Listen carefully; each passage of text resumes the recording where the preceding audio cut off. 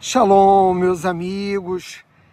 E apesar de hoje também ser um lindo dia na cidade santa de Jerusalém, não devo dirigir a vocês uma saudação. Em razão muito simples. Hoje é o dia, e não há qualquer dúvida a esse respeito, mais triste do calendário judaico. Eu me refiro naturalmente a Tisha B'Av. Eu me encontro aqui no Jardim Blumenfeld. Um jardim que fica apenas 3 quarteirões da residência do primeiro-ministro, porque saberia que encontraria aqui nesse lugar a paz necessária para realizar, sobretudo com o povo judeu, as reflexões necessárias para que nós possamos transformar esse dia de jejum, de luto, de perda, num dia de alegria. E você poderia perguntar aí do outro lado da câmera, mas Átila, depois de 3.500 anos de sofrimento, é possível cancelar o decreto de Hashem e transformar esse dia num dia de alegria? É claro que sim. A minha mensagem de hoje não pretende ser uma mensagem no qual nós simplesmente realizamos um jejum de mais de 24 horas, como ocorre em Yom Kippur, nos acocoramos e sofremos pelas perdas que nós tivemos. Não.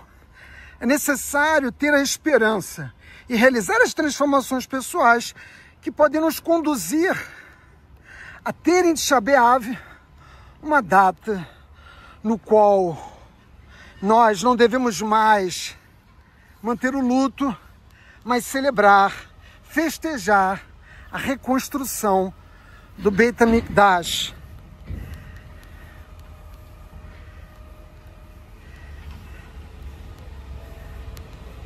Me permitam, aqui nesse lugar, ter a oportunidade de transmitir a vocês a minha mensagem nesse dia. Tudo começou, como eu disse antes, há cerca de 3.500 anos atrás. O nosso povo, liderado por Moshe, se encontrava no deserto. E nós estávamos prontos para entrar na terra de Canaã, para tomarmos posse da herança que foi prometida por Akadosh Baruch Hu ao nosso povo, por meio do nosso primeiro patriarca Abraão Avino. E Israel pressionou Moshe Rabbeinu para que enviasse a Canaã um grupo de 12 espiões que fossem capazes de produzir um relatório esclarecendo quais seriam os obstáculos, os desafios que nós enfrentaríamos para conquistar aquela terra dos 31 reinos existentes ali. E nós sabemos que depois que esses espiões voltaram, depois de 40 dias, 10 deles apresentaram um relatório no qual, para eles, seria absolutamente impossível vencer todas aquelas nações amuralhadas, com seus exércitos, com os gigantes e tudo mais que eles tomaram como desafio intransponível. E o resultado desse relatório foi que o nosso povo realizou um choro imotivado, um pranto desnecessário. E Akadosh Baruch Hu disse ao nosso povo: bom, já que vocês têm medo e não têm a fé necessária de que eu vou cumprir aquilo que prometi a Abraão Avino, então vocês vão ter uma boa razão para seguir chorando ao longo da milenária história do povo judeu. E é verdade que tragédia após tragédia, nós atravessamos esses 3.500 anos e chegamos aqui, no século XXI, no ano de 2025. Apenas a título de informação, evidentemente que as duas maiores tragédias foram a destruição do primeiro e do segundo Beit HaMikdash, mas a expulsão dos judeus da Espanha em 1492, o início da Primeira Guerra Mundial em 1914, a deportação dos judeus do gueto de Varsóvia para os campos de concentração e uma lista interminável de tragédias tiveram lugar, sempre no 9º dia do mês de Av. Mas nós podemos mudar isso. É possível cancelar esse decreto e transformar esse dia num dia de alegria. Vejam, toda vez que Tisha B'Av cai num Shabat, nós não realizamos jejum. Nós comemos carne, tomamos vinho, nos alegramos. Por quê? porque o Shabat é em si mesmo um Beit HaMikdash. Ou seja, é preciso nós buscarmos a essência de Tisha B'Av. Se nós compreendemos a essência de Tisha B'Av, nós vamos poder mais do que apenas prantear as perdas que tivemos e sofremos calados por tudo aquilo que teve lugar de tão terrível na nossa história. Nós podemos restabelecer, a partir da reconstrução do Beit HaMikdash, a nossa conexão com o Boreolam, a nossa conexão com a Shekhinah, com a divindade. E isso é absolutamente possível. Se é possível, toda vez que Tisha B'Av cai no Shabat, é possível que o nosso povo, desde que retornando à essência de Tisha B'Av, ou seja, nos conectando a essa essência, sejamos capazes de transformar essa realidade. Nós acabamos de atravessar 3 semanas nos preparando para viver esse luto. Nos sensibilizamos, revivemos as narrativas de todos os acontecimentos que tiveram lugar desse período, desse marco inicial lá no deserto até os dias de hoje, mas sobretudo identificando não só o que ocorreu, mas quais foram as causas daquilo que teve lugar na nossa história. Ou seja, é possível mudar, é possível aprender com os erros.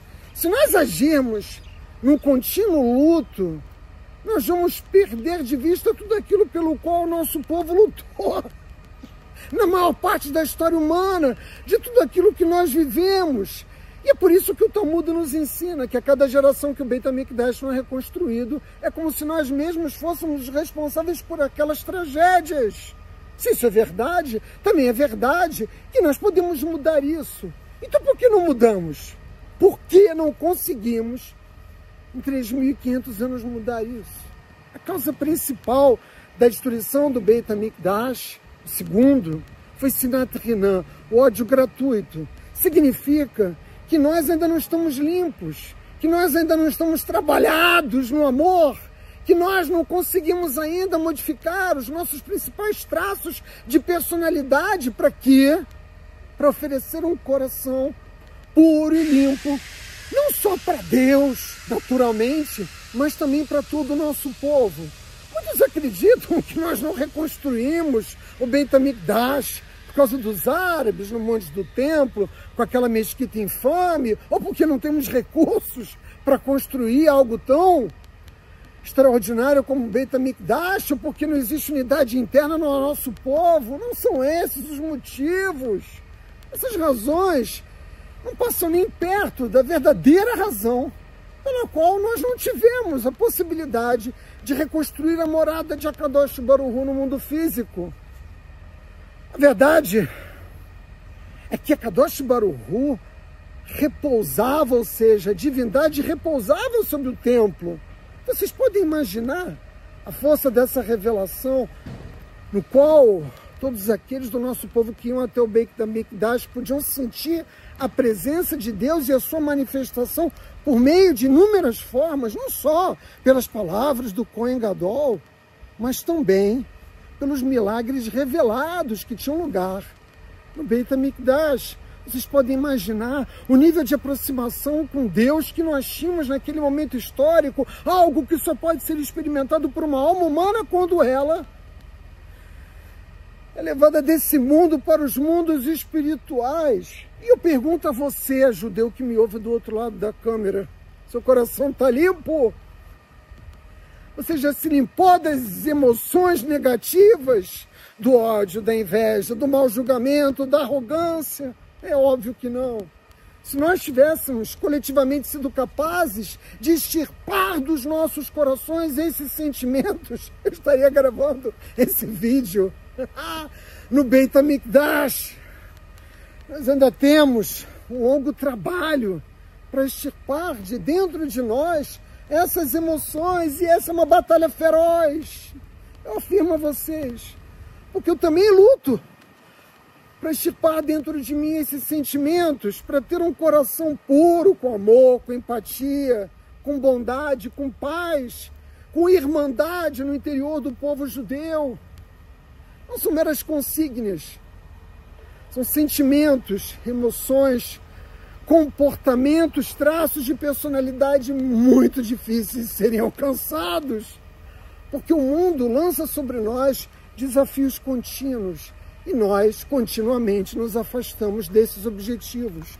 Mas é só e somente nesse tipo de coração que a divindade pode literalmente repousar. A Torá diz, me perdoe não lembrar exatamente o passuco, mas ela diz: faça-se o Beit HaMikdash para que eu possa repousar entre vocês. Ou seja, a Kadosh Baruch Hu precisa do Beit HaMikdash como morada da divindade no mundo físico. Mas a verdade é que ele repousa mesmo em cada um de nós. Ele está dentro de nós.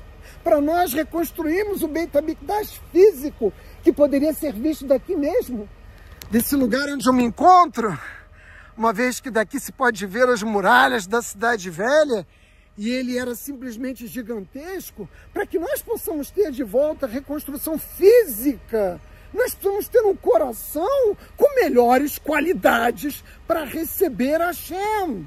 Tudo se resume em ser uma pessoa melhor, em mudar. E a mudança é a batalha feroz a que eu me referia antes. O desafio posto para cada ser humano, mas particularmente para nós judeus que temos o controle dos acontecimentos históricos nas nossas mãos. Nosso povo foi escolhido e tem essa missão. Nós precisamos reconstruir o Beit HaMikdash, mas o Criador não pede de nós a perfeição, não se trata disso, não é isso que Ele está nos pedindo, mas para que tenhamos o coração puro. Alcançadas essas midot, esses traços de personalidade em nossos corações, Hashem enviará o seu ungido, revelará o Mashiach, e com ele teremos a ressurreição dos mortos. Nós teremos o Beit HaMikdash, nós teremos o Sanedrim, nós teremos os Korbanot, nós teremos de volta tudo aquilo que nos foi tomado pelos nossos erros, pelo fato de que nos deixamos conduzir pelo ódio gratuito. Portanto, a resposta à pergunta que eu fiz: qual é a essência de Tisha B'Av? A essência, meus amigos, é a transformação interna. É a transformação interna das nossas qualidades. Se nós compreendemos que essa é a essência de Tisha B'Av, nós vamos poder ter muito em breve em nossos dias reconstruído o Beit HaMikdash e reunido o nosso povo em Jerusalém, meus amigos.